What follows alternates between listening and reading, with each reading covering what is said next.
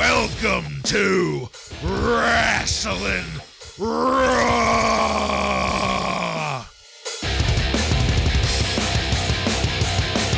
All right, you're listening to Wrasslin Raw, the podcast that takes you back to when Raw became war and Attitude ruled. Thank you for joining us. You're here with Ryan Arico. These are unearthly powers. Joe Giammatteo. Mother, please forgive me for the sin I'm about to commit. I'm the one and only Jason Bartlett. We're going to examine WWE history, one episode of Raw is War at a time. In this episode of Wrasslin Raw, we're going to be talking about the Raw that aired on March 23rd, 1998. This Raw was recorded at the Tucson Convention Center in Tucson, Arizona, and features Jim Ross, Jerry the King Lawler, and Michael Cole on commentary. Are you guys ready? I'm ready.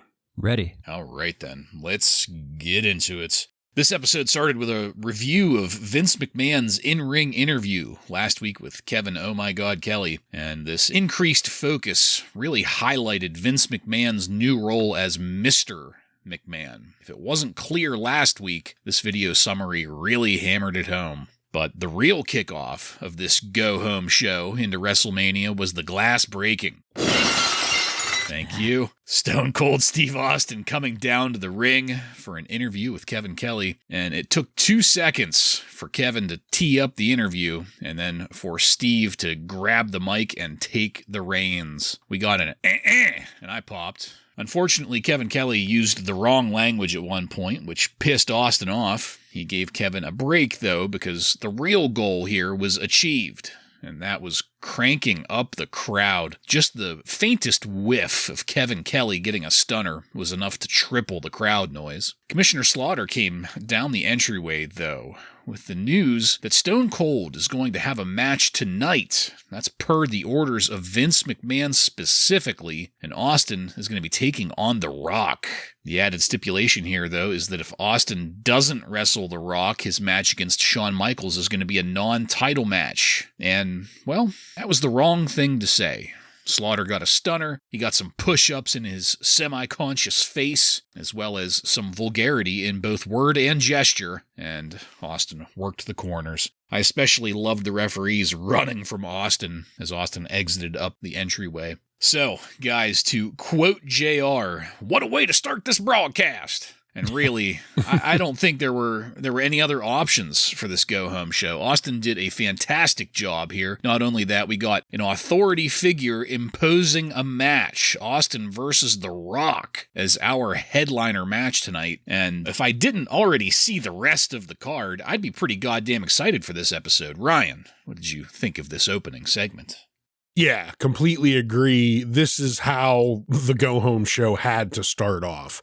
Glass breaking, Stone Cold coming down, and just cutting promos on the mic. I loved Austin waving Kevin "Oh My God" Kelly out of the way as he made the corners, just like, get out of the way, you piece of garbage. That was great. And he cuts a very solid Stone Cold style promo on Shawn Michaels, saying he respects him, but he's going to whip his ass anyway. Then Commissioner Slaughter waddles his way down to the ring, and this is, I think, the first time that the owner of the company, Mr. McMahon, decreed a match. Yeah. I don't remember that happening yet. I think that's a first, so that's kind of cool to get that. But Stone Cold says, whatever, I'll take on The Rock. If that's what's got to happen, I'll put my drinking aside. He said he was going to down a case of beer since he had the night off earlier. But he's going to put that off till after the match and wrestle. And then, regardless of saying he's going to do it, Slaughter says, if you don't, it'll be a non-title match at WrestleMania. And Stone Cold just says, fuck you, Private Slaughter. I already told you I'm going to wrestle him. So he then neuters the commissioner again and stuns him in the ring. Slaughter's just been for the slaughter anymore, it seems.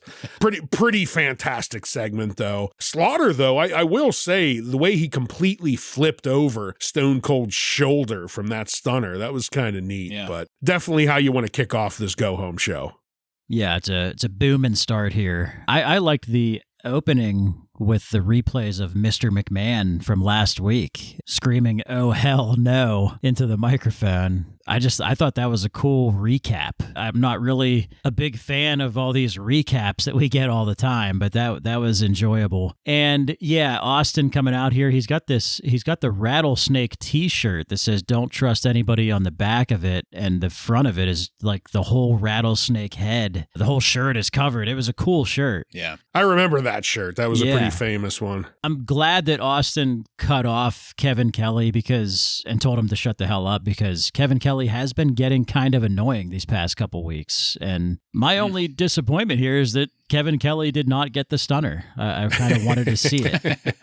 But Sergeant You were Slaughter like the crowd there. Yeah, Sergeant Slaughter getting neutered again is what we got, and he's just the least threatening person in the WWF right now. He's just Vince McMahon's lackey at this point. But literally his mouthpiece tonight. Yeah, but very exciting that we're going to get Austin versus The Rock. So that is very exciting, and hopefully no bait and switch or bullshit will happen, was what was going through my mind when that was announced. A valid concern. Yeah. Yeah, it was funny as hell seeing Slaughter's follow-up appointment here to make sure that the neutering took. All right, let's head into our first match of the night. Cactus Jack and Chainsaw Charlie defeat the Quebecers, Jacques and Pierre, by disqualification in 3 minutes and 48 seconds. Joe, since you mentioned the flag waving the last time, now I can't ignore it. The crowd got a USA chant going, and I just lost any kind of optimism I might have had for this incarnation of the Quebecers. Not like I had a ton to begin with, but now it's officially down the shitter. Their cartoony ring gear doesn't save it for you. It's still better than the Mountie outfits. That's why I just had a little bit of hope. And the glass eye instead of the eye patch. It didn't take long, though, for the New Age Outlaws to show up with a fucking dumpster. What? A dumpster? That Michael Cole called their security blanket, which made me pop.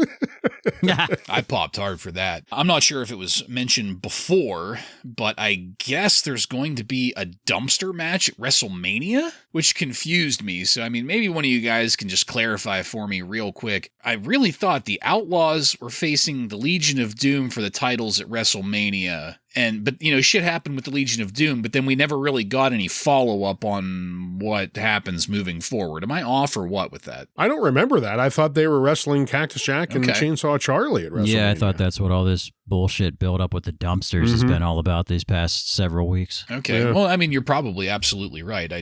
I've been kind of down on this feud, so I haven't been paying attention to it as much. But yeah, I mean, okay. Hey, man, whatever. The Outlaws, they set up a pretty nice spread up at the top of the entryway. They were wearing very nice tuxedos, Nehru tuxedos, something that you would wear to a prom in the late 90s, and had a table setting with roses, champagne, a couple of blow-up dolls dressed as Cactus and Chainsaw. And there must have been some kind of signal for the Outlaws to attack, because they did. They rushed the ring, they hit Cactus with the ice bucket. That's what drew the DQ. Michael Cole was yelling, "Ambush! Ambush!" which really annoyed me. I don't think it was an ambush. Wonder where he got that from. Right. I mean, it couldn't have been an ambush because they were out in the open like the whole time. They didn't sneak up on anybody. Very Vince McMahon thing to say, given that it is completely inappropriate. The assault continued for a while there with various implements being used. The card table got busted over Chainsaw's head. Cactus got a spike pile driver onto a chair. JR said, "Just imagine the carnage of having a dumpster at ringside in that dumpster match." Well, yeah, JR, that's easy to imagine because they've done it like 5 fucking times already. And that's more or less where this ended. And again, I have to report that this did nothing to freshen up the feud for me, which I hate to say because it looked like it had potential. Like with this dinner setup thing that they did, like I liked that, but it took forever for them to set it up. They were fucking around with the blow-up dolls for like 2 seconds before rushing the ring. I don't know. I guess like the idea was good, but it just kind of fell flat in execution for me. Ryan, what'd you think of this match? Yeah, I kind of agree. And it's sad because, I mean, with Cactus Jack, it has one of my all-time favorite wrestlers involved in this feud. And I have been week by week becoming less and less interested in it. They haven't lived up to what they started with, I guess, is the problem. It's like the first couple weeks, they started really hot and heavy, and it's just gotten more and more bland ever since, which is odd. The match itself was fine when it started out. You had PCO and Cactus, these two close to 300-pounders just hammering on each other, a lot of beef in the ring.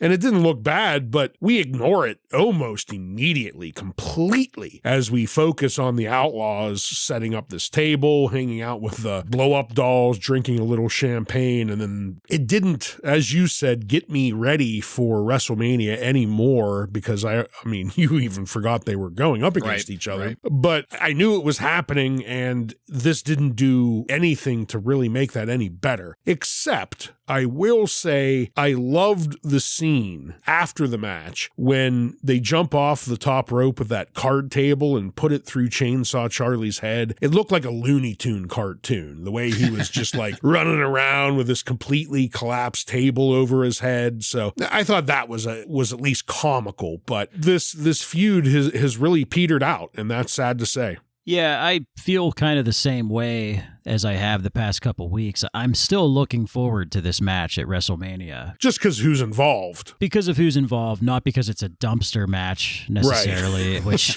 JR basically explains it. It's basically a casket match, but with a dumpster is what it sounds like. First ever, though. First ever dumpster match. Yeah. And I liked the table through the head as well. I think that, unfortunately, not every build-up to what could potentially be a great match is going to be a home run, and they're definitely swinging and missing a lot with this whatever they were doing with this black tie dinner angle was just, it didn't really hit. It just happened so quickly, and then they rushed the ring. Billy Gunn's spike pile driver, it is dangerous looking, but not too many guys can pull that off. I mean, he is a strong motherfucker to be able to do that move on.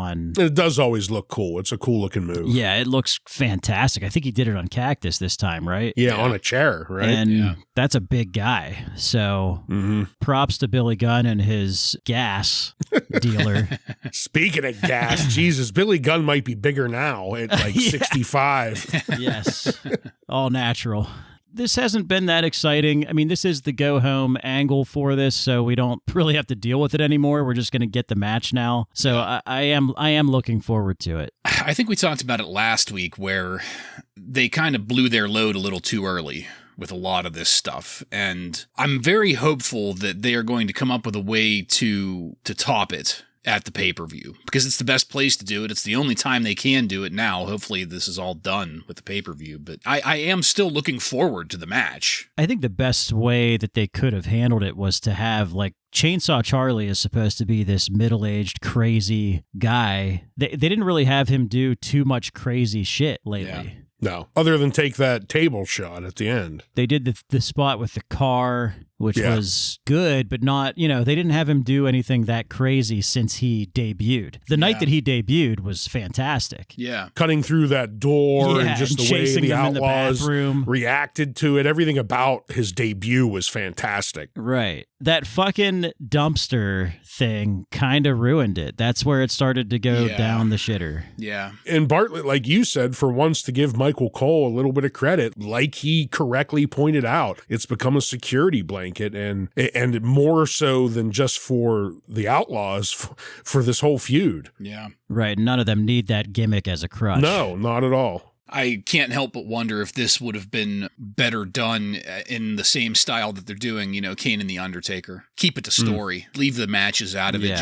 Let's just have little vignettes of Chainsaw cutting through a door and the Outlaws freaking out. Yes. Or showing up and scaring people, but not having matches against each other, not having this much physical interaction with each other. I mean, physical interaction like the car in the parking lot. Like, that was great. But then you get something like this where it just falls flat. So anyway, let's keep it going. We got a Bop It Slam of the Week. This was some sweet chin music on Steve Austin from 2 weeks ago, which led directly into our next match. Double J, Jeff Jarrett with Tennessee Lee defeats Steve Blackman by pinfall in 2 minutes and 27 seconds. This started off with everybody booing Tennessee Lee before Double J came out on that goddamn horse again. Wonderful horse. The steed. The steed. I guess Double J is undefeated since getting with Tennessee Lee, which is, I think, like one match, maybe. He's like Goldberg. I think it might be 2. He's got a Goldberg record going on. Same goes for Blackman, too. He was undefeated going into this, and Blackman got pretty decent reaction from the crowd when he came out. Blackman's looking better in his work. A small handful of his moves were telegraphed pretty badly, but again, to be expected, he's green. He's improving incrementally week by week, though. So there were some shenanigans with the finish. Tennessee Lee caused Jarrett to come up on top in a pinfall and held Blackman's leg to keep Blackman from kicking out, which is what got Jarrett the victory. But another ref came quickly out to the ring to try to clear things up. Jarrett attacked him before he could, though. Which I loved. That caused Blackman to light up Jarrett some more there in the ring. But then Blackman turned his sights on Tennessee Lee, and I popped for that. And I popped again when JR said, "He looks like he's running all the way back to Tennessee." Yeah, JR, I fucking hope so. I hope he fucking stays there. But I did like Double J alone in the ring after everything, insisting that his arm gets raised, happily doing the strut to his music. He had this pleased little nod whenever they kicked his music on, and that's where this ended. So, Joe is our resident asshole for Tennessee Lee. I wanted you to go first. What'd you have on this match? You mean Pennsylvania Joe? Pennsylvania Joe. You hear that thunder? There's a storm coming on out here. Yeah, this was fantastic. I love this. Steve Blackman is, I mentioned Goldberg, but Steve Blackman is not really on Goldberg's level as far as connecting with the fan base. So he has to lose at some point. I got to say, I liked how he lost here. It was not necessarily clean because my boy Tennessee Lee got involved there. So I liked seeing that. I liked seeing Tennessee Lee run away from Steve Blackman, too, up the entrance way there. I thought that was pretty funny. And I think maybe JR might be breaking kayfabe. Maybe Tennessee Lee is going to leave and go back to Tennessee. Who knows? But I hope not. Yeah, that'd be sad. 2 weeks. 2 weeks we get. It was a temporary contract. I'm with Joe. Thrilled to see Tennessee Lee introduce Double J here, and even more thrilled to see that white horse come out again. Hilarious. I love it. Yes. Especially like Double J didn't just have on the LED litten glasses and hat. It's a full-on suit and pants this time as he rides down on the horse. Just a glorious sight. Him and Blackman, I thought, put on the type of match I want to see between these two caliber of opponents, where they're both kind of mid-carders. And this was, I thought, a very solid mid-card match. There were a couple times where Blackman looked green, and that's to be expected. The biggest standout to me was at some point he was trying to do some frog leaps or something, and he just kind of jumped in the air and hit into Jarrett. It just looked really off timing. And for whatever reason, Michael Cole tried to cover it up by saying how fast Blackman was. And it was kind of like the opposite of what we're just seeing. It just seemed really stupid of Michael Cole to say that at that moment. But what a maneuver. He's kind of green too. But yeah, this is what I want to see out of these two people. It is unfortunate that Blackman, his streak had to end here, but I also think this is a good way to do it. It was a complete cheat by Tennessee Lee, so in the fans' eyes, it's not a clean loss, so Blackman doesn't really lose his standing in anyone's eyes. He was cheated out of the win here, so I thought all of this pretty much worked, and I hope Tennessee Lee is not hightailing it back to Tennessee, and we see him again the following Raw. Well, I hope he's fucking gone, and that horse that Jarrett rode in on. Don't get to use that literally very often. Not the steed. Yeah. But the Tennessee stud, right? Tennessee Lee's a great manager. He is everything you'd want in a manager. No, Yeah. no, he's not. Including making you undefeated. Yeah. What else do you want from a manager other than helping you win matches that you might not have? Yeah. I don't know. Perfect manager. Perfect. Maybe less of a cartoon presence. I think I would start there. Perfect. But Hey, Colonel, whatever his name is, was a real guy. Colonel what the fuck Rob was his Parker? name? The Elvis guy? Oh, you're talking about That's kind of what he's spoofing, right? Yeah.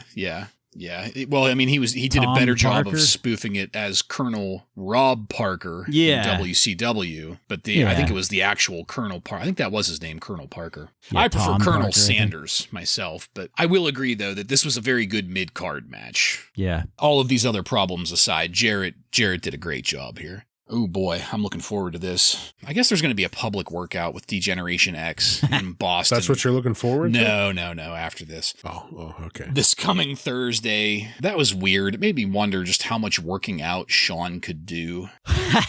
I didn't know like what that meant. They showed a ring with Bam Bam Bigelow in it. Full back workout. Yeah, rehab. It's a rehab Watch me workout. stretch this guy out. And then we got a view of a stretch limo pulling into the back, and Mike Tyson and DX climbed out. Tyson was already crotch chopping before his feet even hit the concrete. He loves it.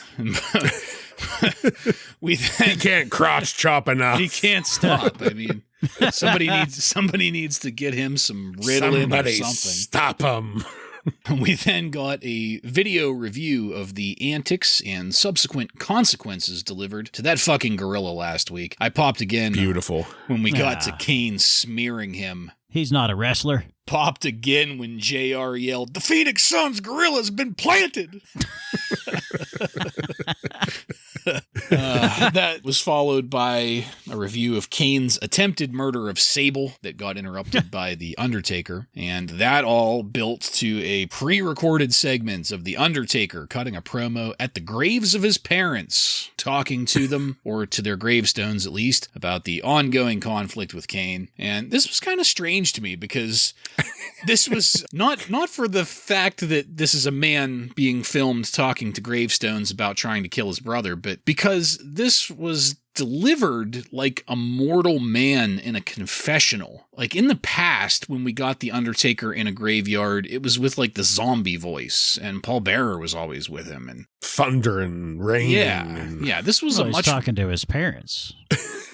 Well, but maybe it's just jarring that a zombie would have parents. I mean, it makes sense that he would, but they usually don't remember them. But this was just a much more human Undertaker, and I think it lent a lot of credence to that character switch up that you brought up, Joe. I think this is a nice little baby step on the way to ministry. But anyway, Yeah. it was kind of short, but it was well done, as always. Back in the arena, though, the lights went out, and the organ music hit for what JR called the most evil and diabolical being in the WWF. Paul Bearer got on the mic to cut a great promo, saying that Kane has the same powers as The Undertaker, before Kane then launched a fucking lightning bolt. But when Paul Bearer then turned his attention to the commentary table, by God, I felt a stirring in my loins. Kane shot a lightning bolt at the commentary table. I had been hoping for Michael Cole to get sent straight to hell, but that was too much His to monitor ask. did. Yeah, his monitor did, but Kane shot a couple more lightning bolts, and I was sitting there thinking to myself that, like, it would have been more impressive for Kane to show up at, like, a Walmart and cook some randoms out there, but when Kane laid eyes on a crew person there on the ramp coiling up some cord, He's a cable puller. with a gesture, lightning hit that poor soul and lit him on fire. By God, stumbling and falling in flames up the ramp until somebody got to him with a fire extinguisher. Dead. That cable puller never learned how to stop, drop, and roll. He didn't. He was on a ramp too. Gravity would have helped him. Flailing around. He could have Dickie Murdoch him down and he would have been fine. That's what but he ran around just fanning the flame. That's what they need to start teaching in elementary school. Kids, if you catch on fire, pull a Dickie Murdoch. The EMTs and everybody got there, and I laughed because the one guy kept spraying the extinguisher even though the fire had been put out and there was a blanket over him. They made sure after a commercial break to give us a view of that poor soul's body being carried out under a white sheet on a stretcher. Receiving medical attention. No, it's a corpse. You got the white sheet over him. This was the visual indication that a man is fucking dead. By God. Again, guys, I find myself just saying this more and more often. By God. What a segment. I mean, we've got DX in the house. We had The Undertaker in a graveyard for the first time in a long time. And Kane continues to blatantly murder people on live television. Joe, what did you think of all of this? I mean, it's the Kane stuff has basically become a Vegas show at this point. Fucking Blue Man Group. We're going to see a white tiger come out soon. Yeah. What the fuck? Well, let me go all the way back here. The public workout for DX, that is, I feel like I remember seeing parts of that at some point. I feel like that's the build-up they do for WrestleMania every year. Didn't they show Lawrence Taylor from 2 years ago? They showed some other prior ones. Bam, but yeah, that makes sense. So this is like helping to build up that DX versus Stone Cold Steve Austin stuff, which is pretty cool. Hopefully we'll get some highlights from that during WrestleMania. We'll see what happened there. Mike Tyson is, he's loving the crotch chopping. He's obsessed with it. And DX in general, which is coming off really good on screen, I think. And Undertaker in the graveyard, the Kane and Undertaker story has become very cinematic recently, which is kind of impressive because I don't think the WWF really created a writing team yet at this point. I mean, they have Russo and Cornette and Pritchard and maybe a couple others, Pat Patterson, I don't know, but like they don't have a full writing team yet. So some of the stuff that they're doing is pretty impressive. This Vegas show with Kane though is it's a bit much. Killing people on TV is not a good idea. Before he killed that cable puller, he killed a lighting guy up on the lighting. Yeah, that's right. Which double murder. Christian Bale would approve of that. Yeah. I think that was a lighting guy that he freaked out on a few years back. And this stunt man poorly posing as a TV crew guy. Just what in the fuck happened here? He stop, drop, and roll for crying out loud. As far as the workout goes, Joe, like you, I just remember ones from before, so it's going to be interesting to see how they work in this one. The graveyard stuff, I gotta say, I felt a little weird about this one because it was very, very soap opera-y, and the fact that it looked like, was the Undertaker like laying on the ground next to his parents' grave? He was he was posing like Shawn Michaels in Playgirl. Yeah, and then it looked like he maybe had on like a black blouse or something. Yeah. It was just a little bit out of character, a little bit too somber. I don't know. It just felt weird to me. It didn't feel like the Undertaker. I don't even think girls buy that magazine. That man's dead. Who are you speaking about? So yeah, this is one of the graveyard scenes that I felt maybe didn't work the best as it has before. But Joe, I disagree about Kane and Paul Bear. I loved every second of this. It was a straight on theater work. The lightning bolts flying around, the fire going everywhere. And Bartlett, you said JR, calling him the most evil, diabolical being in the WWF. And he goes on just, saying he'll walk through hellfire and brimstone, barefoot through coals, just going on. And then Michael Cole follows that up. He squeaks out, he's the embodiment of horror. And it's just, it's like that same line that he's used a million, the embodiment of this, the embodiment of that. He says that so many times. Just give it up, Cole. You're not on the same league as JR. Just fucking give it up.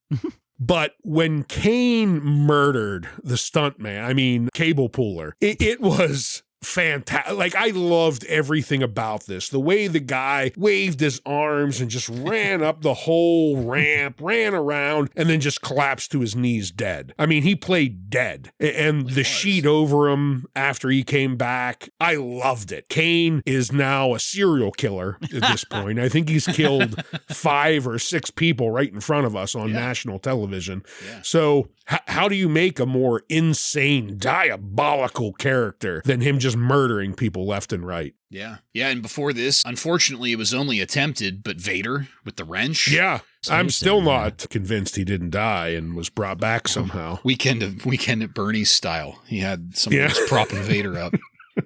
Oh, man. Love it. It'd take like 10 people to do that. All right. Yeah, I mean, I was a little shaky on the lightning. Like, I thought it was cool, and then, like, he didn't. Well, the murder. He didn't kill Michael Cole, and I was like, whatever. But then the cable puller. That guy, his entire back was engulfed in flames. It looked great. Just imagine how fucking crazy that would have been to be, like, front row on the ramp. That would have been nuts. It looked straight out of a movie. Like when a guy comes out of a burning car and he runs around, like that's what it looked like. Yeah, great shit. And you know, what better way to follow up such a powerful segment than to fire up the Titan motorcycles for our next match?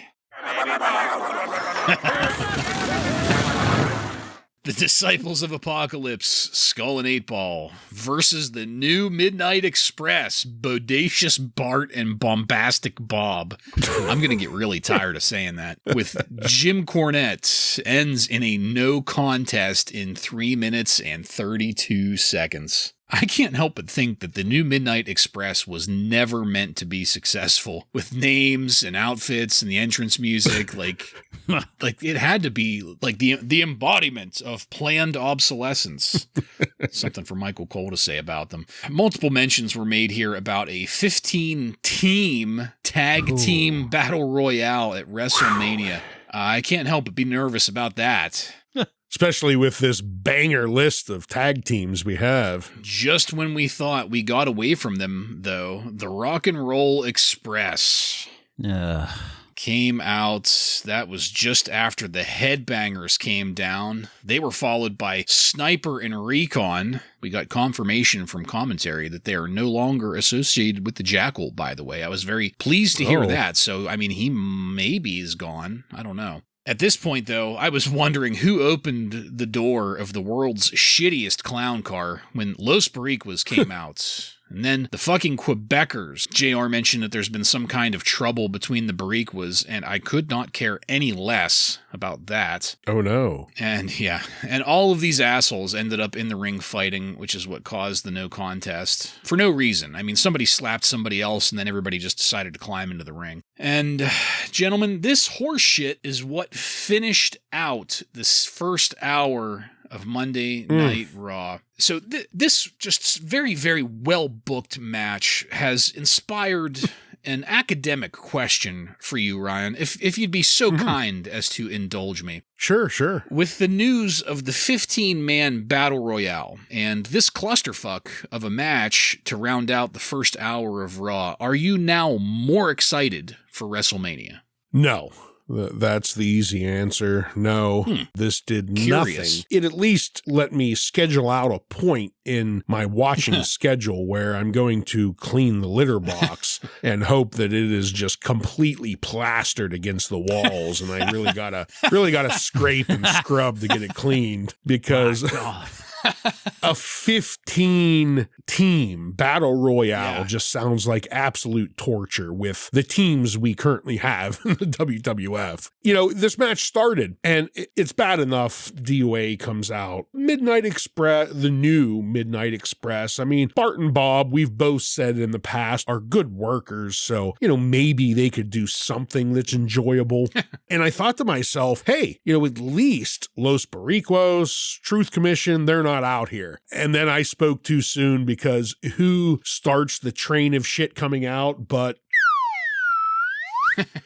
They start it. They come out first, and then the Truth Commission, the fucking Los Pericuos, every single worthless faction that we could think of just comes piling out of the locker room to get us excited about this 15-man battle royale. It did anything but do that. So yeah, this is a miss, and it really does not have me looking forward to that battle royale for WrestleMania for sure. Yeah, I'm sure after WrestleMania is over, we could probably think of at least 2 singles wrestlers that were left off the card that we would have rather seen in a match at least than this garbage. So they gave us a nice preview of the garbage too, that they're going to trot out there for WrestleMania. Yeah. So that is pathetic. There is nothing to look forward to with this match on WrestleMania's card. But I mean, there's so many other things to look forward to that I'm not going to say that this destroys my excitement for the show. No, I mean, I totally get what you're saying, but like, who the fuck thought this was a good idea? And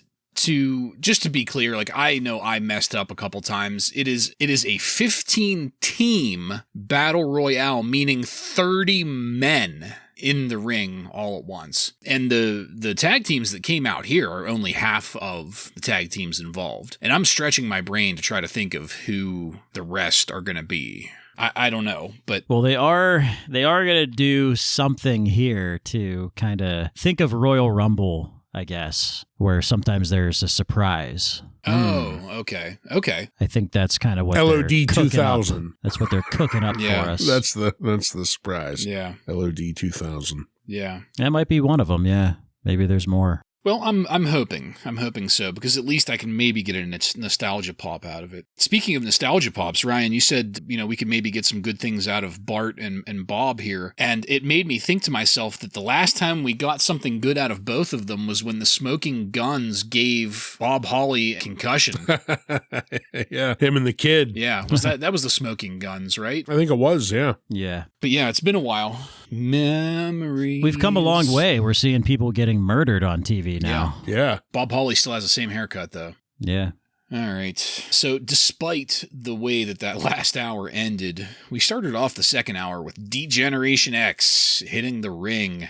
And you would think that they would lay off the quick cuts and seizures so people could actually get a good look at Mike Tyson there during the entrance, since they're paying so much money for him, but whatever. Tyson is still very happy to be there and to be a member of DX. Unfortunately, though, we went straight to burying Owen Hart and of course, replaying that bullshit. The most important thing. The bullshit from last week where Triple H had the European title fucking handed to him. They've still got their match at WrestleMania, though, and I guess Chyna is going to be handcuffed to Commissioner Slaughter during it. I'm pretty sure she's already kicked his ass once, or twice. I mean, along I don't with know. Everyone else. We'll see how that goes. By the end of it, I'm sure he'll be neutered again. Yeah. With a nut punch specifically, I hope. Yeah. So there was a woman with DX on her shirt in the front row of the crowd having what looked like some kind of manic episode there when Sean was pointing her out. She was making some very disgustingly salacious faces, licking her lips. And there was someone aggressively holding her back. Yeah. I'm wondering if she had a few beers at the event. Maybe. Sean then got on the mic to address the world's biggest pinch fight between Austin and McMahon, calling them chicks in a cat fight, which got a pop out of me. I liked that. Tyson wouldn't stop flashing his DX shirt.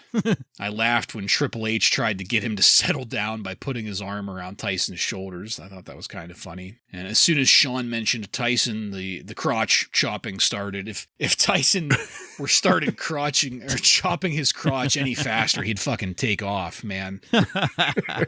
When that promo wrapped up, we went to Jennifer Flowers and a whole bunch of course, whole bunch of innuendo and a replay of The Rock destroying the few brain cells that Ken Shamrock has left. So, Ryan, I thought this was a fantastic wrestling promo from Shawn Michaels. We've talked in the previous weeks about Austin giving master classes in promos, and I think we got an example here of that from Shawn Michaels. He can just as easily do it to, what'd you think of this segment? I agree. Sean did a really great job here of setting up this WrestleMania match. We start off with, of course, Triple H humiliating Owen Hart, saying what a worthless nugget he is. You know, the same stuff we've been getting ever since Brett has left for the WCW. Then he drops a few dick jokes. That's pretty standard fare at this point as well. Sean, before he gets into his great promo, though, he talks about that drunk woman in the front and calls her a skank. And I like at that point, I was like, man, I hope she's a plant because that's pretty rough. She Like, loved Jesus.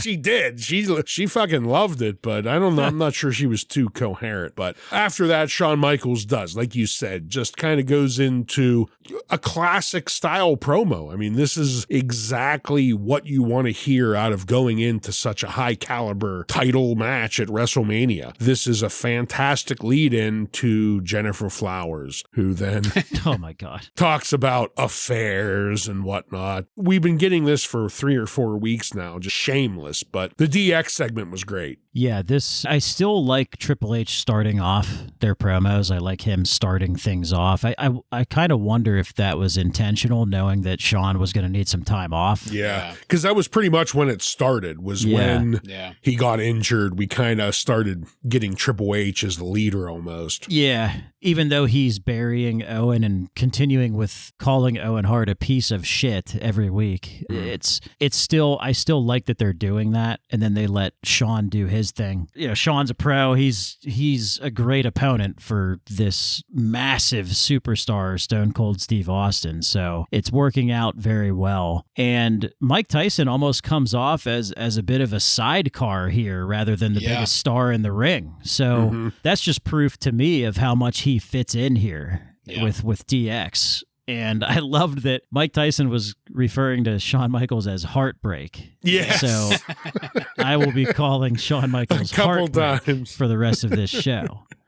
So Cold Stone and Heartbreak will have a great match. Mike Tyson, I love the assisted suck it too that he gets now that they used to do with China. He was doing the chop like a fucking sixth grader. Absolutely loves being there. He's a big dumb animal and we love him. Yep. If only we could stay there. Well, this wasn't too bad. Let's go to our next match. Farooq defeats Chains by disqualification in 3 minutes and 38 seconds. Chains got the jobber treatment, which was appropriate. So that's what kind of salvaged that part of it for me. We found out that in the upcoming Intercontinental title match between The Rock and Ken Shamrock, a DQ for The Rock will result in a title loss. So that is a pretty important In other words, it's a no DQ match. Yeah. Interesting way of just saying it's a no DQ match. Farooq, he sent the nation back to the locker room before this got started. Soon enough, though, The Rock came down to the ring with a steel chair.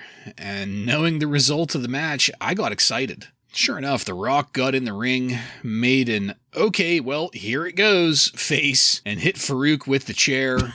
Quote-unquote, accidentally, we can maybe debate that, and that's where this new chapter in the story pretty much ended. After the bell, The Rock called the nation down to get Farooq out of the ring, and no further comment was made. Joe, I hate to say it, but this was one of the biggest moments in this story so far, and it was also kind of weak at the same time. To me, this felt almost anticlimactic in how this was delivered. I mean, The Rock dished out a chair shot to Farooq, and it just feels like it should have been a bigger deal than this. There was some ambiguity from commentary as to whether it was on purpose or not. Anybody watching very clearly saw that it was on purpose. I don't know. I feel like it could have been delivered much differently. Hopefully we'll maybe get more later in the episode. I don't know, but what'd you think of all of it? Well, to me, we have The Rock versus Ken Shamrock at WrestleMania, and we didn't really do much to prepare for that. This is more of a vehicle for the Rock versus Farooq story that they've had going. So maybe WrestleMania is going to be the big blow off there. I don't know. We'll see what happens. But I got to say, a lot of this stuff is you're seeing The Rock and his acting chops starting to get worked in here. Yeah. I fucking popped hard when The Rock started kicking Farooq to try to revive him after he hit him with the chair. Like just giving him those light kicks. Like, come on, get up. I just loved seeing that. But yeah, outside of that, I mean, this doesn't do much to get us excited for The Rock's WrestleMania match, but maybe something is going to blow off between him and Farooq. So we'll see what happens. Yeah, I was mainly just confused as to why they didn't lean into one way or another if he actually hit him or not, because it was clear as a bell that he fucking hit Farooq with a chair. That's who he was aiming for. Like, there's no ambiguity there, but they played it off like there was, and so did The Rock. So that just had me a little confused as to why they're doing that, or did it just come off a little too blatant or more blatant than what they wanted it to? I don't know. But the way it all played out, Bartlett, I agree with you that it felt stupid that we're trying to play it off as an accident when it was so clear that he belted Farooq with his chair. I understand they probably want to drag this out to WrestleMania or after, but if you wanted to do that, then maybe let's just deal with The Rock and Shamrock and not do anything with the Farooq and Rock story tonight. But yeah, it wasn't bad. It just felt off.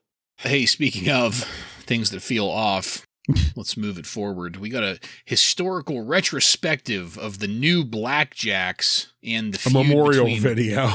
Bradshaw and Barry Windham. Francis, in his assless chaps, got the jobber treatment. The Rock and Roll Express came in through the crowd to sit at the barrier, and that took us into our next match. Bradshaw defeats Barry Windham with Jim Cornette by pinfall in 3 minutes and 4 seconds. Windham did take off his assless chaps about halfway through the match. JR called Bradshaw a Brahma bull at one point. That was interesting. And that's all I've got. Ryan, your thoughts, please. Well, I'll start with, it was interesting to hear JR bring up Brahma bull in connection with Bradshaw, because in the very near future, that term is going to be used exclusively for The Rock. So much so that he, is going to get a tattoo of it and everything. So that was kind of interesting to hear. But the match itself, the things that stuck out to me that was that the match started and Bradshaw started whipping Windham with his assless chaps while Windham still had on his assless chaps. We also learned the name of the murder victim. His name was Hunter Brown. Thoughts with his family, of course, because he's dead now that Kane killed him. That man had a family. That man did have a family.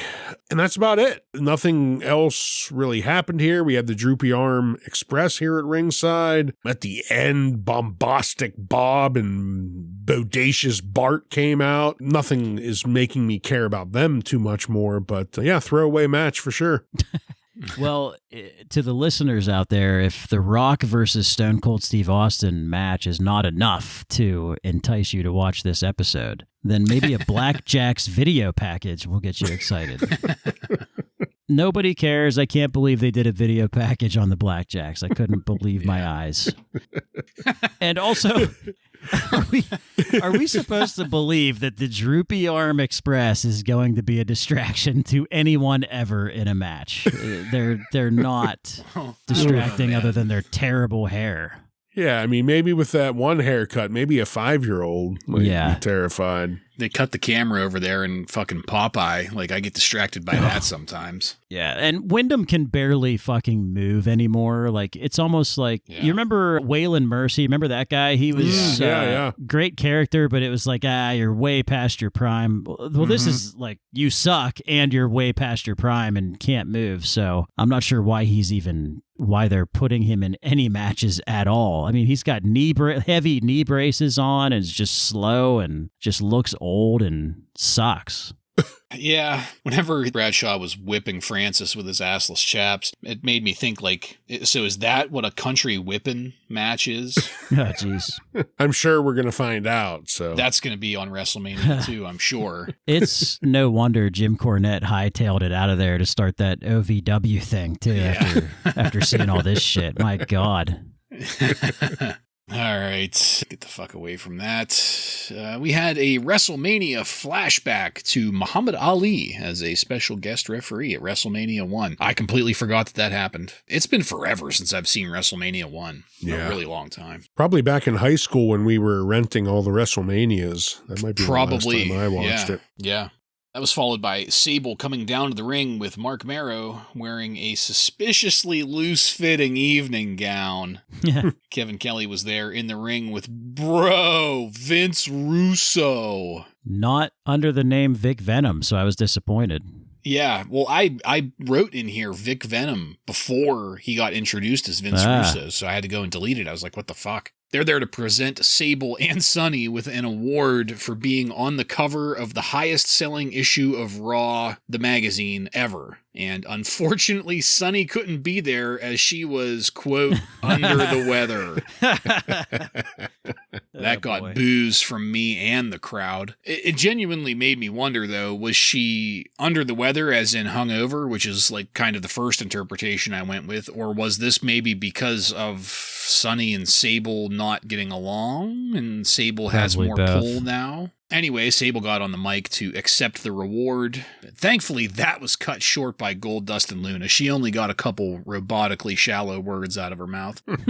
And I popped my ass off when Luna grabbed that award and started beating Sable over the fucking head with it. Talk about a cathartic moment. I never wanted it to end. Just Luna beating Sable on repeat forever. And, of course, Luna ended up ripping part of Sable's evening gown off. Not as much as she was supposed to rip off, I'm guessing, but I popped again when they showed that Luna had literally broken that plaque in half over Sable's head. Good thing it wasn't Alex the Pug Porto plaque. Yeah, you would have been right. disappointed. That would have been sad.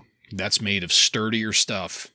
Sable eventually got the hell out of there, and this was over. Ryan, were you just as satisfied with this as I was? Yeah, I thought this was a great segment despite Vince Russo gracing our screens. The whole thing with Luna just made it. The moment that Sable started into her robotic acceptance speech, Luna comes down and just shatters the fucking plaque over her head. Fucking fantastic. I mean, that is what I want to see out of this feud, not just Sable screeching on the mic time and time again. The other odd thing, though, here is Mark was coming off as very supportive of Sable during this entire segment. Both at the beginning, he said, "Oh, this is your moment. I'm going to give it to you." And he left the ring. After she was attacked, he came down to help and looked concerned. So I don't know if maybe we're dialing back his dickish character, but I mean, we all know he's going to get the ultimate power bomb here soon. So I don't think they're dialing him back too much, but that was kind of interesting.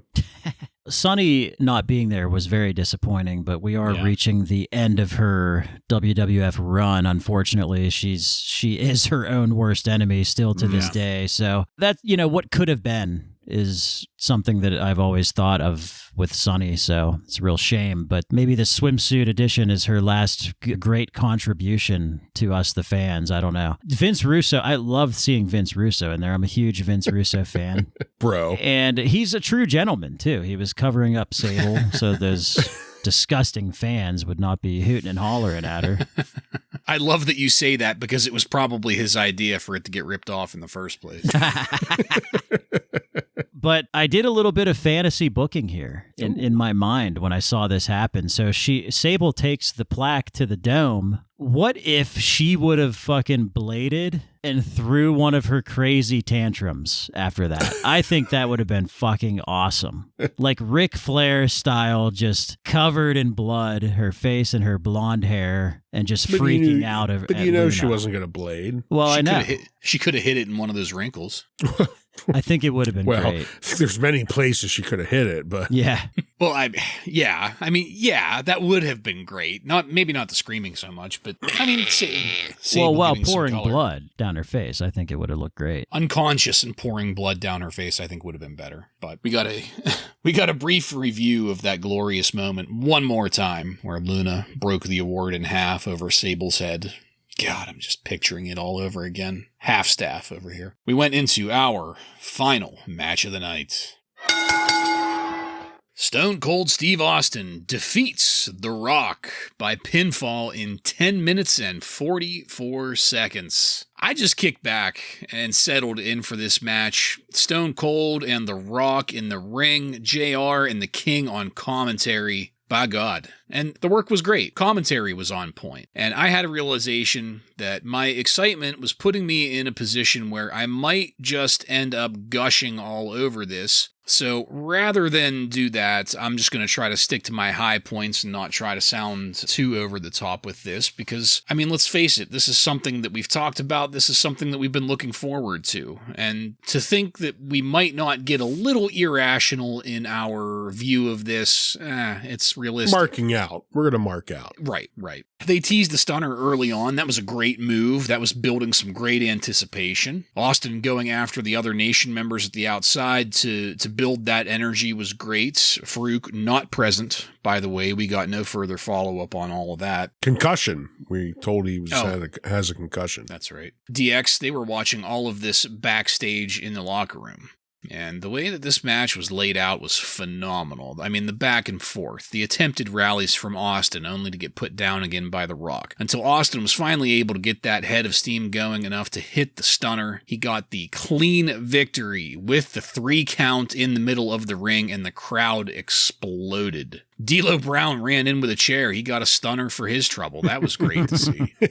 And DX ended up coming out to the top of the ramp with Shawn Michaels on the microphone. He cut a brief promo there. Shawn started teasing that he was going to get into the ring before being restrained by Triple H, and we faded to black. This is how you round out a go-home show. This is how you lead in to one of the biggest WrestleManias of all time. Obviously, I left out a lot in my breakdown, didn't want to mark out too much, but I have a hard time imagining how this wouldn't have been fucking amazing given all of the pieces in play. Joe, please get us going on our final match and the way that Raw ended tonight. Well, this was as advertised, in my opinion. I fully expected some shenanigans or some bullshit, but this was just a fucking banger of a match between The Rock and Stone Cold Steve Austin. Just a lot of back and forth. And what's really great to watch is every time Austin would go on the offense, you could hear the crowd just explode. Just the energy from the crowd. Anytime he would do anything to either The Rock or anyone from the Nation, you could just hear that energy. I liked before the match even started, there was some great psychology from the Nation because they were all outside the ring just giving Austin the ring during his entrance and just talking shit. I really enjoyed seeing that too. Just, again, great back and forth, crowd really into it, surprisingly no interference, so that was a good surprise, very well done. Yeah. And I think that the ending, the teaser ending that we got was good too. Heartbreak. He's very limited physically right now, so you can't really have him do much. Mike Tyson, I don't think you can legally have him do anything physical right now. So other than crotch-chop. Yeah. So you don't really have many options. So I kind of liked them doing this teaser because, again, heartbreak. He's kind of in a position now where Stone Cold Steve Austin was 5-6 months ago with his neck situation. So very well done considering, we've got a fucking guy that broke his neck less than a year ago and now a guy who broke his back 3 months ago. So really well done and great way to head into WrestleMania. Yeah, I completely agree. And, the moment the match started, because I was, of course, a little bit worried it was going to be a swerve of somehow, I paused it and I looked and saw that we had over 10 minutes left, and I got super excited. And Bartlett, kind of like you, I didn't take a ton of notes because I just wanted to sit back and watch these two go at it. And I was not disappointed at all. This is exactly the final match you want on a go-home show. Your two biggest rising stars going at it for 10 minutes. No bullshit, no gimmicks, no nothing. Just giving their best in the ring, and the crowd had a hell of a time watching it, I think, just like we did. I can't fault anything they did about the ending here. The DX coming out after to remind us that, hey, his match is against Shawn Michaels, but it's just a teaser. All of that worked. The one thing that was a bit odd was when The Rock gave the double middle finger to Stone Cold. Yeah. They blurred out like his entire body. And not just that, like, what is the deciding factor on when the middle fingers get blurred out or not? Because sometimes if it's after the 9 o'clock point, we just see them. Sometimes it's completely blurred. Yeah, it kind of sounds like it was literally like a week by week basis. Like USA, I guess, had issues certain weeks. Probably because some weeks they would get shit from the FCC or whatever. From the Angry Mothers. Yeah. Yeah. It was just odd. And this time it was literally like the entire body of The Rock was blurred out to blur this middle finger. But that didn't take away from the finish of this match and just everything about it. This is going to be one of the most iconic matchups in wrestling history. And this isn't their first meetup, but it's probably not looked at as one of the most memorable ones. But man, it was damn entertaining and the perfect way to send us into WrestleMania. Yeah, completely agreed. And I want to throw something out to you guys, see what you think of this. Ryan, you said something like the way that you were describing this match, no bullshit, no dumb shit going on, no interference. There's no gimmicks here. There's a nice solid story surrounding it and a couple different layers of that story too surrounding it. When we say we want good old-fashioned wrestling, this is what I'm talking about. There's no fucking occupational gimmicks involved here. There are strong individuals that have very clear motivations. There's a nice laid out story that we can appreciate as the context of the match. There's no disqualification for every fucking finish for every part of the feud or whatever. You know what I mean? Like, to me, when we talk about good old-fashioned wrestling, this is a prime example. This checks every fucking box. Yeah, we don't just mean old wrestlers. Yeah, like, I thought you were thinking about the Droopy Arm Express is what you wanted to see. I mean, I always want to see them. Not. But I mean, seriously, like, this is maybe a good way to rephrase old-fashioned wrestling is just straightforward fucking wrestling.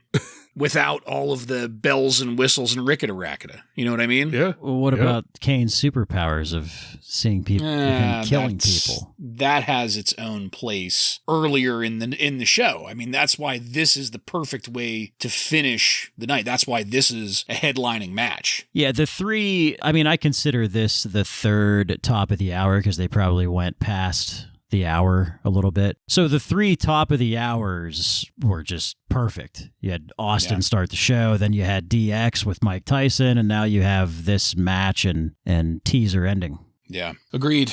All right, so as I said, we faded to black. So let's take it on over to highlights and lowlights.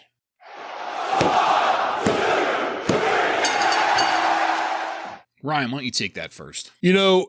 As much as I loved this last match and is as perfect as it was, I could not go with Kane becoming a serial killer right before our eyes and murdering Hunter Brown. That is my highlight.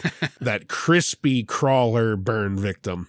And my lowlight is D.O.A. versus the new Midnight Express, including and maybe even more so than that match, them informing us that there is a 15-team battle royale at WrestleMania. Kill me now.